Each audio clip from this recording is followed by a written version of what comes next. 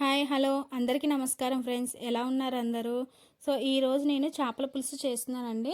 So ఇంతకుముందు చేపల పులుసు రెసిపీ పెట్టాను కదా, అవి పెద్ద చేపలండి. ఈరోజు నేను చేయబోయే పులుసు చిన్న చేపల పులుసు అండి. ఈ చేపల్ని మీ సైడ్ అయితే ఏమంటారో నాకు ఒకసారి కామెంట్ చేయండి. అయితే నేనైతే చిన్న చేపలే అంటున్నానండి. సో ఈ పులుసు ఎలా రెడీ చేసుకోవాలో ఏంటనేది మీరు ఈ వీడియోలో చూడొచ్చు. ఈ పులుసుకు మాత్రం ఒక ప్రత్యేకమైన రుచి ఉంటుందండి. సరైన మసాలాలు, చింతపండు పులుసు పల్లెటూరు స్టైల్లో వండితే ఆ రుచి ఒక్కసారి తింటే జీవితాంతం గుర్తుండిపోతుంది. ఈరోజు నేను చేయబోయే రెసిపీ కూడా చాలా బాగుంటుందండి. సింపుల్గా చాలా టేస్టీగా చేసుకోవచ్చు. సో చిన్న చేపలని ఎలా రెడీ చేసుకోవాలో, చింతపండు చిక్కగా ఎలా వస్తుంది, రుచి రావడానికి ఎలాంటి మసాలాలు వాడుతున్నారో మీరు ఈ వీడియోలో చూడొచ్చండి. చిన్న చిన్న ట్రిక్స్తో, చిట్కాలతో మీకు ఈ వీడియోలో చెప్తాను. చివరి వరకు చూడండి. ఈ వీడియో స్కిప్ చేయకుండా చూడండి, చాలా బాగుంటుంది. కూర కూడా మీరు మా స్టైల్లో ఒకసారి చేసి చూడండి, టేస్ట్ కూడా చాలా బాగుంటుంది. చూశారు కదా చేపల్ని ఎలా క్లీన్ చేసుకున్నామో. కానీ చిన్న చేపలు క్లీన్ చేయడం అంటే చాలా టైంతో కూడిందండి. చాలా టైం పడుతుంది ఇవి క్లీన్ చేయడానికి. లోపల ఉన్న మొత్తం ముళ్ళు కానీ ఏవి కానీ అవన్నీ తీయాలంటే చాలా కష్టం అండి. సో దాదాపు ఒక 2 hours టైం పట్టింది చేపలను క్లీన్ చేయడానికి. నేను చేపలు క్లీన్ చేసే వీడియో తీయలేదండి. నెక్స్ట్ టైం నేను కంపల్సరీ క్లీన్ చేసే వీడియో కూడా పెడతాను, చూడండి. సో ఇప్పుడైతే మనము కర్రీని ఎలా ప్రిపేర్ చేసుకుందామో చూద్దాము. ఇంకోటి ఏంటంటే ఇందులో ఫ్రై కూడా పెట్టానండి, ఫిష్ ఫ్రై. సో ఆ చేపలను కూడా మీ ఊర్లో ఏమంటారో నాకు చెప్పండి. ఆ చేపలను ఏమంటారో నాకు తెలియదు. సో మీ దగ్గర ఆ చేపలను ఏమంటారో నాకు కామెంట్లో చెప్పండి. సో నెక్స్ట్ ప్రాసెస్లోకి వెళ్తే ఫస్ట్ మనము ఆనియన్స్ ఒక 3-4 ఆనియన్స్ తీసుకొని చిన్న చిన్న ముక్కలుగా కట్ చేసుకొని స్టవ్ ఆన్ చేసి ఆయిల్లో ఆనియన్స్లో నెక్స్ట్ పసుపు, ఉప్పు వేసి కొంచెం బాగా వేయించుకుందామండి. తర్వాత దాంట్లోనే కరివేపాకు, కొత్తిమీర కూడా వేసుకొని అవి కొంచెం కలర్ మారిన తర్వాత అందులోనే టమాటాస్ కూడా వేసుకుందాము. టమాటాస్ ఒక 1.5-2 చాలండి, ఎక్కువ కూడా అవసరం లేదు. సో అంత వేసుకున్న తర్వాత అవి కూడా కొంచెం సేపు నూనెలో మగ్గిద్దాము. మగ్గించిన తర్వాత దాంట్లోనే అల్లం వెల్లుల్లి పేస్ట్ కూడా యాడ్ చేసుకుందామండి. సో అల్లం వెల్లుల్లి పేస్ట్ యాడ్ చేసుకున్న తర్వాత బాగా కలుపుకొని అది పచ్చివాసన పోవాలండి, అల్లం వెల్లుల్లి పేస్ట్. సో అల్లం వెల్లుల్లి పేస్ట్ పచ్చివాసన పోయాక తర్వాత అందులోని మనము రుచికి తగ్గ కారం వేసుకుందాం. అంటే మేమైతే ఒక 4 స్పూన్స్ కారం వేస్తున్నాము. సో దాంతోపాటే చెన్నై కారం అని ఉంటుందండి. అదేంటంటే కొంచెం కారం అనేది తక్కువగా ఉంటుంది, టేస్ట్ బాగుంటుందండి. పులుసులోకి వాటిలోకి ఈ కారం యూస్ చేస్తే మన కర్రీ టేస్ట్ ఇంకా వేరే లెవెల్లో ఉంటుంది, చాలా బాగుంటుంది టేస్ట్. అదొకటి ట్రై చేయండి, మీకు ట్రిక్ చెప్తా అన్నా కదా ఇదే. ఈ కారం ఒకసారి ట్రై చేయండి. అంటే వేసుకున్నా ఒకటే, వేసుకోపోయినా ఒకటే. సో మా దగ్గర ఉంది కాబట్టి వేసుకుంటున్నాము, టేస్ట్ కోసం చాలా బాగుంటుంది. సో మేము మా దగ్గర ఉన్న కారం 4 స్పూన్స్ వేస్తే ఇది ఒక 2 స్పూన్స్ వేస్తున్నాం, చాలా బాగుంటుంది టేస్ట్ కూడా. సో ఒకసారి అంతా కలిపేసుకుందాం.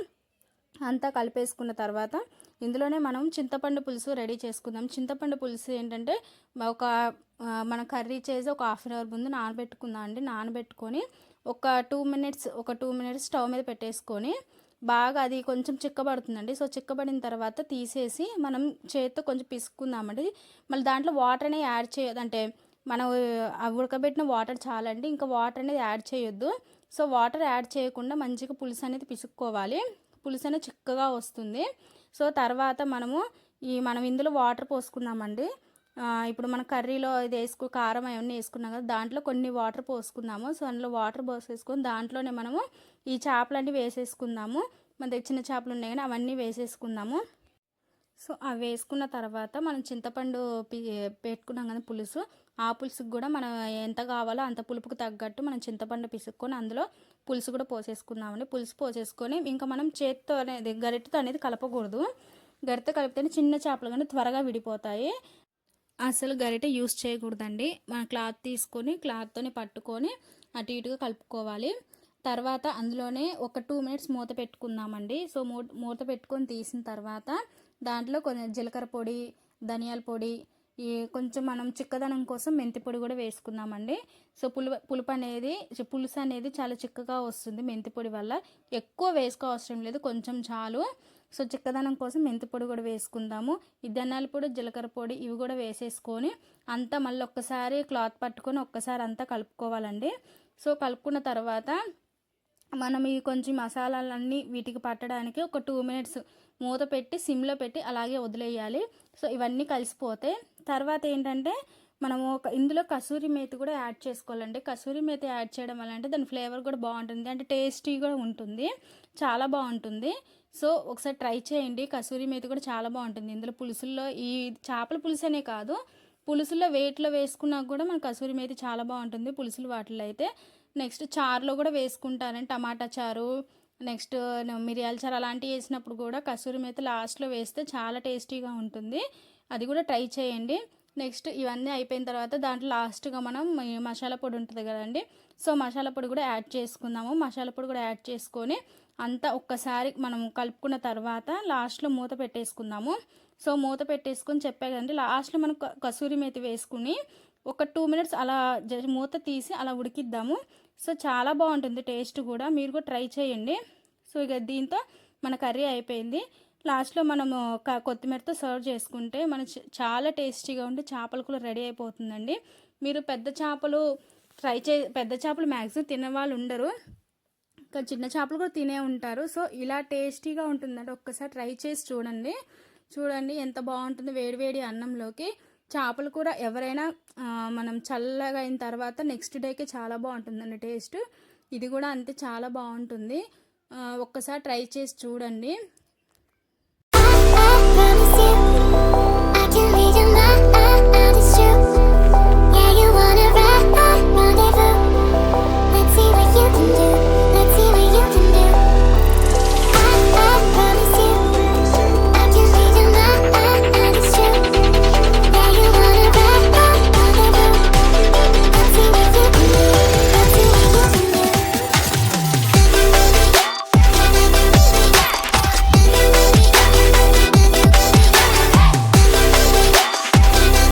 సో చేపల పులుసు చూసారు కదండి, ఇప్పుడు చేపల ఫ్రై చేద్దాము. ఈ చేపల్ని మీరు చూసి మీ సైడ్ ఏమంటారో ఒకసారి నాకు కామెంట్ చేయండి. సో ఫస్ట్ ఒక ప్లేట్ తీసుకొని అందులోనే అల్లం వెల్లుల్లి పేస్టు, కొంచెం పసుపు, మసాలా పొడి, ధనియాల పొడి, జీలకర్ర పొడి, కొంచెం కారము, నెక్స్ట్ కార్న్ఫ్లోర్ బియ్యపిండి. కార్న్ఫ్లోర్ బియ్యపిండి వేయడం వల్ల మనకి చేప అనేది క్రిస్పీగా వస్తుందండి, టేస్ట్ కూడా చాలా బాగుంటుంది. సో ఇవి కూడా వేసుకున్న తర్వాత మనం కొంచెం కొత్తిమీర, కరివేపాకు కూడా ఇందులో యాడ్ చేసుకోవచ్చు. కరివేపాకు లాస్ట్లో యాడ్ చేసుకున్నా పర్లేదు. సో అవన్నీ యాడ్ చేసుకొని నిమ్మకాయ ఉంటుంది కదండి, సో నిమ్మకాయ రసం కూడా పిండుకోవాలి. మా దగ్గర నిమ్మకాయ లేదు కాబట్టి కొంచెము చింతపండు రసం ఉంటే చింతపండు రసం వేసేవండి. సో చింతపండు రసం, దాంట్లో కొంచెం ఆయిల్ వేసుకుందాము. ఆయిల్ వేసుకొని మంచిగా బాగా కలుపుకుందామండి, మసాలాలన్నీ బాగా మంచిగా టేస్టీగా కలుపుకుందాము. సో అందులోనే కొంచెం సాల్ట్, టేస్ట్కి తగ్గట్టు సాల్ట్ కూడా యాడ్ చేసి అంతా కలిపేలా వేసుకుందామండి. సో దీన్నేదండి, ఈ చేపని ఏమంటారు మీ సైడ్ ఒకసారి కామెంట్ చేయండి. సో ఈ చేపకి మనం ఫ్రై చేసేస్తున్నామండి. ఇవి మా దగ్గర ఒక 5 or 6 ఉన్నాయండి. సో చేపలు వీటిని మేము ఫ్రై చేస్తున్నాము. సో వీటికి మసాలాలన్నీ బాగా పట్టించాలండి. లోపల 2-3 ఘాట్లు పెట్టుకుందామండి. సో ఘాట్లు పెట్టుకుంటే ఏంటంటే లోపల దాకా మంచిగా చేపకు మసాలా అంతా పట్టి బాగా ఉడికిపోతుందండి, క్రిస్పీగా ఉంటుంది. సో మసాలాలన్నీ దీనికి పట్టించిన తర్వాత ప్రతిదానికి సో ఇవన్నీ పట్టించాక మనము స్టవ్ ఆన్ చేసుకొని ప్యాన్ పెట్టుకుందామండి. మంచిగా ఫ్రై చేసే ప్యాన్ పెట్టుకుంటే త్వరగా ఫ్రై అయిపోతాయి. సో అవి ప్యాన్ పెట్టేసుకొని సో దాంట్లోనే కొంచెం మనకు ఫ్రైకి తగ్గట్టు ఆయిల్, ఎక్కువ ఆయిల్ ఫ్రై చేయట్లేదండి, ఎక్కువ ఆయిల్లో నేను ఏంటంటే కొంచెమే తీసుకున్నాను ఆయిల్. సో ఆయిల్ తీసుకుని మనం ఎక్కువ ఆయిల్లో చేసిన చాలా వరకు తినరు, ఆయిల్ అంతా దానికి పట్టేస్తుంది. సో కొంచెమే ఆయిల్ పోసుకుందాము. సో కొంచెం ఆయిల్లో మనము ఈ ముక్కలన్నీ ఫ్రై చేసుకుందాము. సో అన్ని ముక్కలు ఇందులో వేసేసుకొని బాగా ఫ్రై చేసుకుందామండి. 2 sides మంచిగా ఎర్రగా ఫ్రై చేసుకున్న తర్వాత చూడండి ఎలా ఉందో. సో ఇలా ఫ్రై చేసుకొని లాస్ట్లో మనము పచ్చిమిరపకాయ, నెక్స్ట్ కొత్తిమీర, కొంచెం కరివేపాకు అలా గార్నిష్ చేసుకుంటే టేస్ట్ చాలా బాగుంటుంది. అండ్ ఉల్లిపాయతో నిమ్మకాయ పిండుకొని తింటే టేస్ట్ కూడా చాలా బాగుంటుందండి. సో ఒకసారి ట్రై చేసి చూడండి, చాలా బాగుంటుంది. సో ఈ వీడియో కనుక మీకు నచ్చితే ప్లీజ్ లైక్, షేర్, సబ్స్క్రైబ్ చేయండి. సో మీ చిన్న చేపల పులుసు ఎలా అనిపించిందో కూడా కామెంట్ చేయండి. ఈ చేపలను ఏమంటారో కూడా కామెంట్ చేయండి. So thank you so much, have a nice day.